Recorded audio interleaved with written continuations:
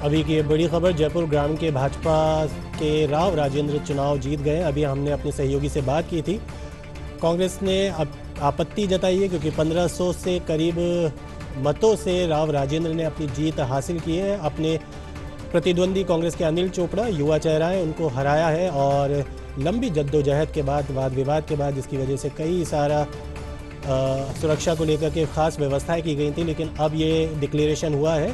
पूर्व विधानसभा उपाध्यक्ष रहे भाजपा के राव राजेंद्र सिंह, जयपुर ग्रामीण सीट से इन्होंने लोकसभा का सांसद का अपना टिकट कंफर्म किया है और जीत हासिल की है। कांग्रेस ने इसको लेकर के काफ़ी आपत्ति जताई थी, काफ़ी वाद विवाद भी हुआ था काउंटिंग के दौरान और आखिर के अंदर राव राजेंद्र को विजेता घोषित किया गया है। जी, मुझे आपको बता दें कि इससे पहले राव राजेंद्र सिंह 2 बार शाहपुरा और 1 बार विराटनगर विधानसभा से, यानी कुल मिलाकर 3 बार विधायक रह चुके हैं और विधानसभा के उपाध्यक्ष भी रह चुके हैं। और मुझे इस समय हमारे साथ जुड़े हुए हैं विशाल वरिष्ठ। विशाल, आपसे अपनी बातचीत के क्रम को आगे बढ़ाते हैं। भारतीय जनता पार्टी के खेमे से अगर हम कांग्रेस की तरफ बढ़े हैं, आपने दोनों तरफ देखा है माहौल। भारतीय जनता पार्टी बहुत कुछ पाने के बाद कुछ कम हो जाना नुकसान की तरह समझा जाता है, और कांग्रेस की बात करें तो कुछ नहीं होने के बाद थोड़ा कुछ मिलना बहुत बड़े फायदे के तौर पर देखा जाता है। तो दोनों स्थितियों को आप कैसे आंकते हैं और यहाँ पे परिस्थितियां कैसी नजर आ रही हैं? देखिए, 0 से अगर आप 11 लेकर आ रहे हैं 25 सीटों में, तो थोड़ा बहुत नहीं है, बहुत कुछ है ये। और अभी आप बात कर रहे थे जयपुर ग्रामीण की। जयपुर ग्रामीण में खबर आ रही है कि सचिन पायलट ने ये तय किया है कि वो चुनाव आयोग में जाके अपनी कंप्लेंट दर्ज कराएंगे और उनका वो वापस रिकाउंटिंग की मांग कर रहे हैं, क्योंकि वहाँ जीत का मार्जिन बहुत कम है। 1600 के करीब वोटों से बीजेपी के कैंडिडेट राव राजेंद्र सिंह जयपुर ग्रामीण से चुनाव जीते हैं।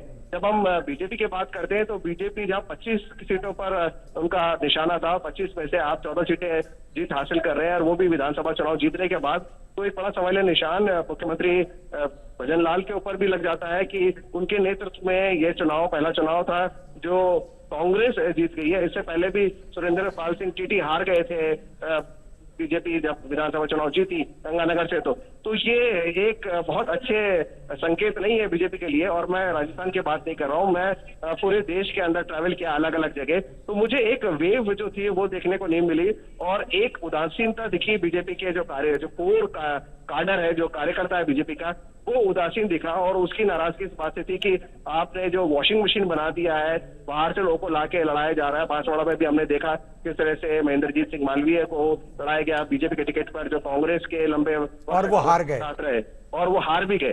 तो ये बात कांग्रेस के फेवर में गई। और हम राजस्थान की बात कर रहे हैं और बीजेपी को इससे काफी नुकसान हुआ। और यही नुकसान आपने देखा यूपी के अंदर भी जो आम कार्यकर्ता था बीजेपी का, वो काफी निराश नजर आ रहा था। और दौसा के अंदर तो प्रधानमंत्री के जो रोड शो हुआ, उसके बाद जब मैंने बीजेपी के कैंडिडेट से बात की तो वो काफी कॉन्फिडेंट नहीं लग रहे थे, या बिल्कुल कॉन्फिडेंट नहीं लग रहे थे।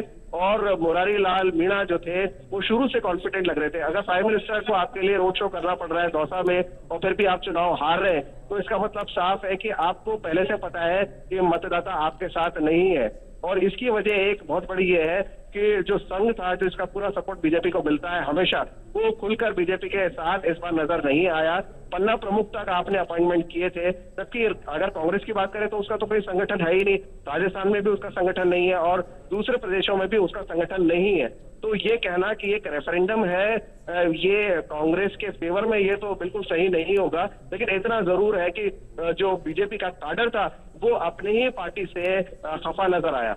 विशाल, यहीं पे एक महत्वपूर्ण बात आपसे जानना चाहेंगे, क्योंकि संघ की बात आपने की और साथ ही साथ काडर की बात की। आखिर वो कौन सी वजह थी कि संघ अपनी तरफ से, जो हमेशा राजनीतिक तौर पर भारतीय जनता पार्टी के साथ लगा रहा और हर बार मुमकिन प्रयास करता था, इस बार वो बैकफुट पे रहा, उतनी मदद नहीं हुई? क्योंकि राजनीतिक गलियारों में ये बात लगातार कही जा रही है कि संघ इस बार उतनी मुस्तैदी के साथ भारतीय जनता पार्टी के इन प्रयासों को साकार करता हुआ नजर नहीं आ रहा है। जबकि काडर की बात करें तो वहां पे गुटबाजी साफ नजर आ रही है। वसुंधरा को शेड में ले जाने के बाद हम देख रहे हैं कि परिणाम अप्रत्याशित रूप से उसके खिलाफ गए हैं। आपको क्या लगेगा इन दोनों के पीछे की वजह क्या है?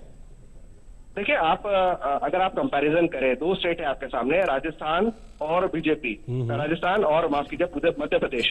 हम बीजेपी की बात कर रहे हैं। मध्य प्रदेश में आपने शिवराज सिंह चौहान को साइडलाइन किया, लेकिन आपके वहां पर परिणाम जबरदस्त आए बीजेपी के, और सभी सीटों पर जीत हासिल करती हुई दिख रही है बीजेपी मध्य प्रदेश के अंदर। लेकिन राजस्थान में 25 सीटों पर आप 25 में से आप जो है नेक एंड नेक फाइट पे चले जाते हैं, तो इसका मतलब साफ है कि वसुंधरा राजे को जिस तरह से आपने साइडलाइन किया वो भी एक बड़ा फैक्टर था। और उसके अलावा एक जो बड़ा फैक्टर नजर आया, कांग्रेस यूनाइटेड होकर लड़ी है। कांग्रेस की तरफ से सचिन पायलट ने बहुत मेहनत की है, और गुर्जर मीणा वोट जो यूनाइट हुआ कांग्रेस के फेवर में, वो सचिन पायलट का साथ बहुत ज्यादा बढ़ा देता है। हम लोग कोशिश कर रहे थे कि सचिन पायलट का रिएक्शन लिया जाए, लेकिन पता चला सचिन पायलट ऑलरेडी दिल्ली में है। सचिन पायलट की आज के दिन दिल्ली में मौजूदगी और नंबर का खेल जो कांग्रेस के फेवर में जाता हुआ दिख रहा है राजस्थान में, तो ये काफी कुछ you can read between the lines कि सचिन पायलट का दिल्ली में होने का मतलब क्या है। और ऐसे में जबकि आप अशोक गहलोत ने वैभव गहलोत का कॉन्स्टिट्यूंसी चेंज करके जालौर से उनको लड़ाया और फिर वो लगातार दूसरा चुनाव हारे, तो कांग्रेस के अंदर अब ये बात साफ हो गई है कि आगे जो फ्यूचर लीडरशिप है वो किसके पास जा रही है।